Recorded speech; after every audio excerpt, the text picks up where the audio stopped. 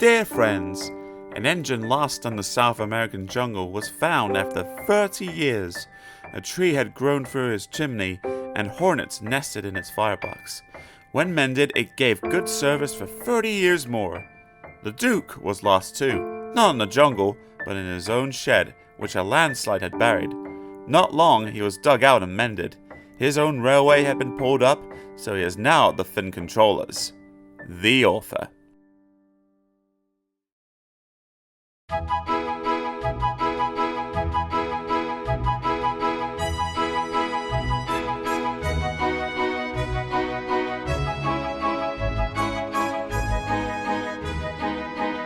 Book 25, Duke the Lost Engine.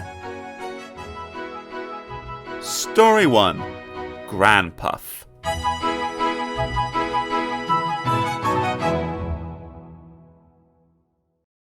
Once upon a time, 3 little engines lived in their own little shed on their own little railway. Duke was brown, Falcon blue, and Stewart green. Duke was the oldest. He had been the first engine on the line, and named after the Duke of Sodor. He was proud of this and wanted everything just so. Whenever the others did anything they shouldn't, he would say, "That would never suit his grace." Other engines came and went, but Duke outlasted them all. Stewart and Falcon used to call him Granpuff. Duke was fond of them, and tried to keep them in order. They were fond of him too, as he was so wise and kind, but they did get tired of hearing about his grace. Sometimes they'll wink at each other, and chant solemnly, "Engines come and engines go, Granpuff goes on forever." "You impertinent scallywags," Duke would say indignantly. "Whatever are young engines coming to nowadays?" "Never mind, Granpuff, we're only young once." "Well, you'd better mind, unless you want to end up like number 2. "Oh, Granpuff, whatever happened?"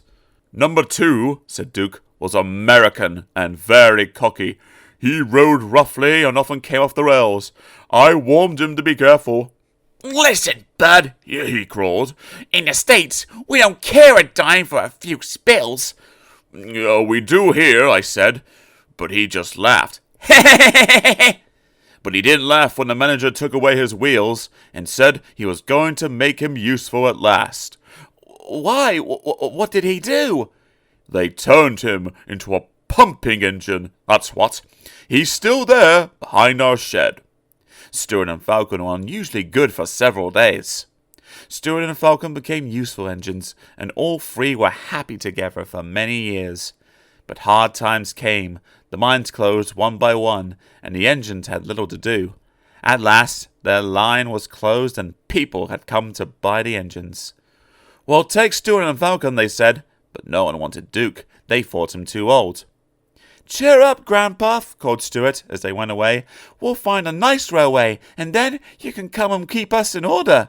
They all laughed bravely, but not one of them thought it would ever come true. Duke's driver and fireman oiled and greased him. They sheeted him snugly and said goodbye. They had to go away and find work. Duke was alone, locked up in the shed. "Where's his grace?" he wondered. "It's not like him to forget me." But his grace had been killed in the war, and the new Duke, a boy, hadn't heard of his little engine. "Oh well," said Duke to himself, "I'll go to sleep. It'll help pass the time." Years passed. Winter torrents washed soil from the hills over the shed. Trees and bushes grew around. You wouldn't have known a shed was there, let alone a little engine asleep inside it. Have you guessed about Stewart and Falcon? Yes, you're quite right. They came to the Finn Controller's railway. He gave them new coats and new names. Stewart became Peter Sam, and Falcon Sir Handel. They prefer their new names. That was a long time ago, but they never forgot Granpuff, and often talked about him when alone. They were excited to hear that the Duke was coming to Skarloey and Rheneas's 100th birthday, but most disappointed with the Duke who actually came, for he was only a man. But we must say no more, or we'll spoil the next story.